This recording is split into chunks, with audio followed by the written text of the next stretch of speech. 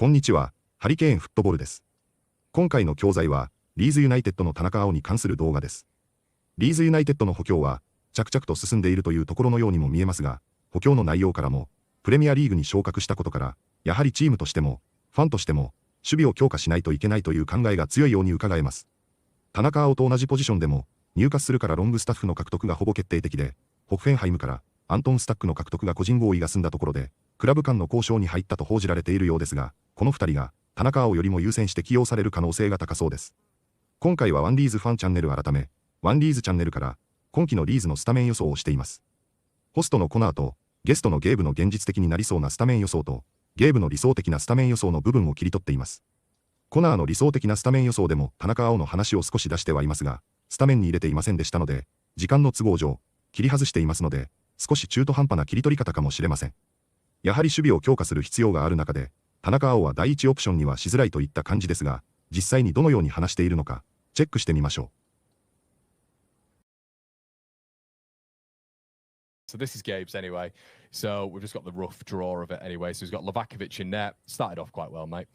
Bogle, Rodon, Beal, Goodmanson, and then Ampadu and Longstaff in the middle. Up top, you've got on the front four, you've got James, Hamer, Solomon, and Muniz. To be fair on the graphic, I think it was literally just Longstaff out. In comparison to Stack, I think it was. Yeah, I think. Go on then. Do you want to talk through that one? And remember, this is what I think is most realistic to kick off the season versus with the end of the window. I do think we'll get Stock in. I think it's going to be late in the window. I think we'll get Longstaff done. I think a lot of the money we're depending is going to be on Muniz. And I think that it really depends on, there's other players I would like and on the left side of the midfield. But if I had to bet on it, and this is what it comes down to, is just like, I'd put money on this versus my realistic hope is that Farka wants Solomon back. And I think that'll be a Daniel Farka signing. He wants Solomon as his left winger. So I think that the back four picks itself. By the way, I'm going to start calling Gunmans Gundy. That's going to be my trademark. Oh yeah, moving away from Gabe. Yeah. And then, I think Ampadu's. You know how I feel about this, but realistically, I think to kick off the season, Ampadu will be our starting defensive midfielder. I would, again, my pick would be Tanaka in that midfield double pivot, but I think that it took a while for Tanaka to get into the team last season. He went with Gruev and Ampadu for a long, long time. And I think if we get Sean Longstaff is, I don't understand some of our fan base. There's been a lot of slander of Sean Longstaff that I don't really understand. The vast majority of people at Newcastle seem to think he was a very, very solid midfielder for them, helped get them where they needed to go, and then they just turned into a world-class midfield. He doesn't have a place in there anymore. I think that Farka will go with Longstaff over Tanaka, a little bit more conservative approach in that dual pivot. Hamer over Buendia simply because I think Buendia's cost is going to be higher. I think that there's too many risks to go unless we do like a loan with a option to sign. For Buendia, I think it could be probably Hamer, but I'm 50-50 on who that will be. I think he likes Dan James and wants to start him there. I think Muniz is the big signing, the big money signing for striker position. Again, this is not what I want. This is what I think is the most realistic based on, and that's not the end of business to close the window either. It's when we kick off first match, I think that will be the lineup. Okay, interesting. Well, what I'll do is we'll head to mine as well, and then we will make a little bit of an assessment anyway on what's going on. So I've gone in net Aaron Ramsdale. That really? Yeah. You listen. You really are pessimistic. You get the first pick you do is the keeper you don't want. Yeah. Of all the keepers we've been linked with, well, let me explain why. Let me explain why. So funny. Let me explain why. So no, go through the whole sheet and then. Okay. This is what you do. You chop in straight away. You're right. I'm sorry. I'm just shocked to see that right away. I thought you would be. Bogle, Rodon, Beal, Goodmanson, Ampadu, Stack. I think Stack will be brought in, which I think will be advantageous to Leeds, obviously. James, I think, starts on that right-hand side. It's beneficial for us in a transitional sense. I think on that right-hand side as well, he prefers to James Obanonso. I think on the first game of the season, Gabe, you've made a good point in terms of just how we start on the first game of the season. I think it will be Brendan Aronson. I don't think Leeds get Hamer. I don't think Leeds get Hamer done. I think it would have happened by now. You might be right. There's no way they get. I don't think they get Hamer done. I don't. I really hope you're wrong, Conor. Can I ask you a question before you do your whole justification here? Do you think that at the end of the window we'll have another starting number 10 to push Aronson out? Yes, I do. Thank God. I don't. But I don't think it will be Hamer. And I'm looking at. There's not that many rumors of number 10s out there. Not any sort of consolidated rumors out there anyway. But as you know, Gabe, I would push for that. I know we've spoken about Buendia. Too many injuries, wouldn't go near that with a barge pole. But I do look at Brendan Aronson. I think he likes him. I think contrary to popular belief, he does like him. I do think he likes Brendan Aronson. I think he thinks it's realistic in the Premier League?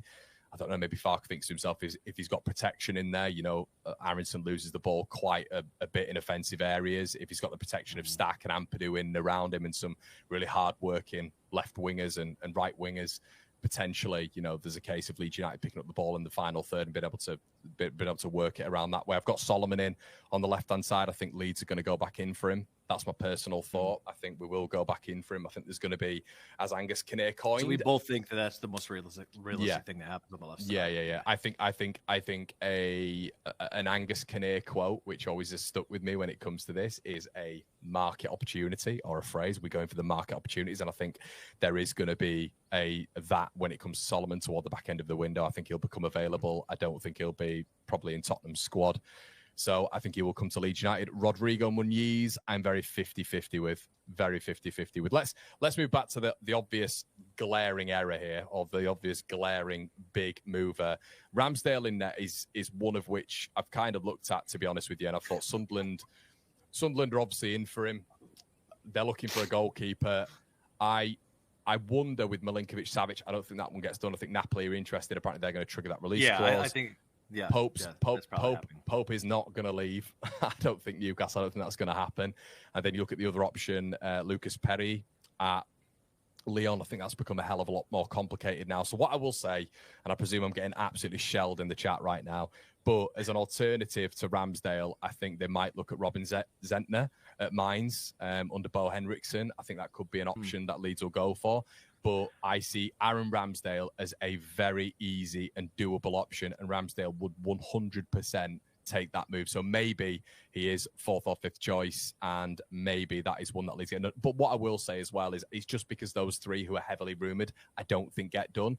There is Zentner in there. There's nothing really that confirmed around Zentner or Ramsdale right now. But I would just look at that and think that's probably the easy slottable option, to be honest with you. So that's all right. That makes sense. I think for me, Livakovic is one of those guys that is a high performer who would come in for less money than a Ramsdale, and would allow us to save some money for the attacking positions. So that was my rationale there, not because I think it's at this point, I have no idea who we'll bring in as a goalkeeper because we've been linked with so many, and because I don't know. Nobody does how the recruitment team operates. Sometimes they just make signings and spring them up on us. As Gary said this as well. Where is and I think this is going to come up a lot, Gary, and I think this is a really interesting conversation when it comes to Leeds United and how we're going to go about things. And I think it might come a bit more clear in our hopeful 11s, where we've varied the formations a little bit, both of us, and they're both different formations as well. But realistic, they're different formations, but they're also 4-2-3-1s. Just depending on how you play. Mine's varied, and yours is as well. It's a bit of a manipulation, but I think when it comes to Al Tanaka, what I think the reason, Gary, and I think Gabe shares this sentiment as well. I think there's a reason that we're going in for Anton Stack. I think there's a reason we've gone in for the profiles that we've gone in for so far. I think Leeds United are going to try be difficult to beat. I think they've tried to take little things from Luton Town, and I think we're going to implement as well a higher level of technical efficiency in the final third. I think Leeds are going to try and make themselves difficult to beat, and I think in a lot of games this season, Gary, I think Leeds are going to have two of the more physical players in that midfield, whether or not that's Ampadu, Stack, or Longstaff. I think against the bottom half teams, Tanaka coming in and with his creativity and his guile and football IQ, I think he'll be able to get through these games and pick some of these teams off. Could be wrong, obviously, but I think Gary, there's two ways of going about this, mate. there's two ways of going about this. But if you want to become extremely difficult to beat, physical, athletic, I think at some stage, that's not to say Tanaka's not, by the way, but you know, his game is in a little bit of a different sphere to what, let's say, a Longstaff and Ampadu, a Stack is for me. So I think that's kind of the rationale behind it from both. About if Leeds are to play against the top six, I mentioned this on a video, and the mid-table bracket sides, I think they've got to go physical. They've got to go. And we haven't even put up what we want based on realistic links. And again, this isn't what we want pie in the sky. This is what we want to happen based on the realistic links we have. The one thing I want to point out here as well is, or really not point out but ask, is I'm interested to know which one of these lineups we put up you all in the comments think is more likely to happen. Again, this is our like gun to our head. This is our prediction. I'm such an American. Gun to our head. There's a million things you could say instead of that. But what's the prediction we think we'll line up with? And so do you think mine is more accurate, or do you think Connor's more accurate? Let us know in the comments. Connor, you want to throw up the aspirational? Yeah, let's do it. Not the aspirational, but the I'm now worrying that when I plugged yours in, that it's wrong as well. So keep on. I'll be angry. But we have got your backup just here. But yeah, so this is Gabe's hopefuls. This is what Gabe obviously is the ideal situation with the rumors that we've had, the links, and they have to be based on rumors. They can't just be. That's the whole key here. Is like these would be signings we could afford and would be realistic, and maybe a stretch here or there, but nothing like Similarity. Okay, so Gabe, I believe this is yours here, mate. Milinkovic-Savic, Jaden Bogle, Jakobiol, Joe Rodon, Goodmanson in a 4-1-4-1. Anton Stack. Then you got Dan James, Gus Hamer, Al Tanaka, Igor Pejao, Rodrigo Munoz. I don't have Dan James. I have Willie Nonto. Okay. Well, that's an easy fix. Willie Nonto. There we go. Nonto on the right instead of James. Not much between them, but still, yeah, that's Gabe's hopeful. Wait. Say the left winger again. Igor Pejao. Is that right? Bring him in. Yeah. Igor Pejao. That's good. He and Munoz are my big signings. Here's my rationale here. First things first. Remember, this is like in the attack, we're more of a 4-1-4-1, and in defense, Tanaka would drop down a little bit. We'd be back to a 4-2-3-1. So you're just having one of the dual pivot push up more in the attack, which we've seen under Farka anyway with the silky smooth operator, as you like to call him, Glenn Kamara, and with Tanaka at various points this season. So a lot of what we do is very reminiscent. I understand that it's not very likely to start out that Stock is going to be our starting defensive midfielder. I think he's better than Ethan Ampadu, and if we sign Stock, I do think at some point that will be how we line up. I think I'm very surprised you've gone with a 4-1-4-1 with the newly promoted team. I know there's the Bielsa way of playing with these really physical center halves who are tall and good with the ball, fullbacks that I think Bogle's defense is underrated. I don't think he's a great fullback defensively, but I think he's good enough. He's not one of these like only one direction players. Same thing with Gunman. So of course we'll have to see in the Premier League. But I think when you have a winger like Willie Nonto or a Dan James or even an Ego, right? I think that you get some more holistic cover. It's very attacking. It's very attacking, that format. But I don't think. But Tanaka is also a decent, like positionally, he does really well. So again, you drop into a 4-2-3-1. I think that Stock is a better holding midfielder than Ampadu, and I think he does everything Ampadu does just slightly better. So for me, again, I'm not saying that front midfield four is bombing deep inside the box every time where you have five clearly forward. But I do think in terms of how you build up, you would see Tanaka in a more advanced position.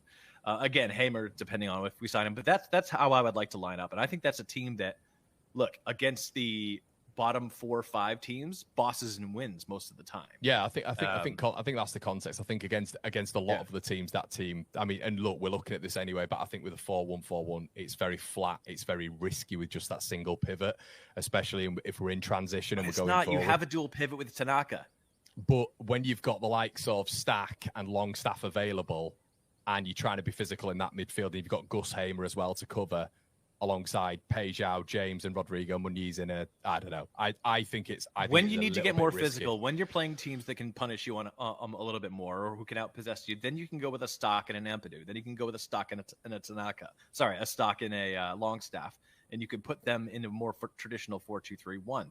But this gives you real options here. Anyway, this is my hopeful 11. This is what I want. Make it happen. 次は解説です。二人とも早口であり、互いにオーバーラップしたり、ボソボソと話したりするところは聞き取りづらい箇所も多かったかもしれませんが、二人とも比較的にアクセントが強いわけではないので、基本的には聞き取りやすいと思います。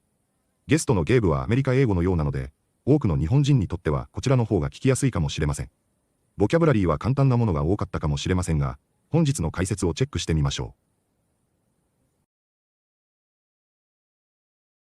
う。There's been a lot of slander of John Longstaff. スランダーという単語はニュースや法律の文脈でよく出てくる表現です。これは誰かを口頭で根拠なく悪く言うこと、つまり言葉による攻撃を意味します。注意点として、スランダーは話し言葉での中傷に限定されるのがポイントです。スランダーは非常に強い意味を持つので、軽い悪口とは異なり、名誉毀損として訴訟の対象になることもあります。法律系ドラマやニュースでよく登場するので、覚えておくと英語の理解が深まります。動詞と名詞の両方で使える点にも注目です。There's been a lot of slander of John Longstaff. There's been a lot of slander of John Longstaff. Wouldn't go near that with a barge pole. with a barge pole は、主にイギリス英語で使われる強い否定のイディオムです。特に、ウッドノットタッチなどとセットでの形で使われ、棒で触ることさえしたくないという意味になります。これは、非常に怪しい、危険、汚らわしいなど、あらゆるネガティブな対象に対して、絶対に関わりたくないという意思を表します。棒で触ることさえ嫌だという強烈な比喩なので、インパクトのある言い回しとして、ネイティブの会話やドラマでもよく登場します。避けて通るレベルではなく、徹底的に拒否するというニュアンスです。Wouldn't go near that with a barge pole. Wouldn't go near that with a barge pole. And I presume I'm getting absolutely shelled in the chat right now. Get shelled はもともと軍事用語で、砲撃を受けるという意味ですが、日常会話では、ボコボコにされるや、徹底的にやられるという比喩的な意味で使われることが多いです。スポーツの試合で大敗したり、ネットで炎上したりする場面で使われます。例えば、SNS で批判が殺到している人に対して、He's getting shelled online と言えば、ネットで袋叩きにあってるというニュアンスになります。文脈によって攻撃の種類が変わる点がポイントです。カジュアルな場面でよく使われるので、ネイティブの会話を理解する上で役立ちます。And I presume I'm getting absolutely shelled in the chat right now.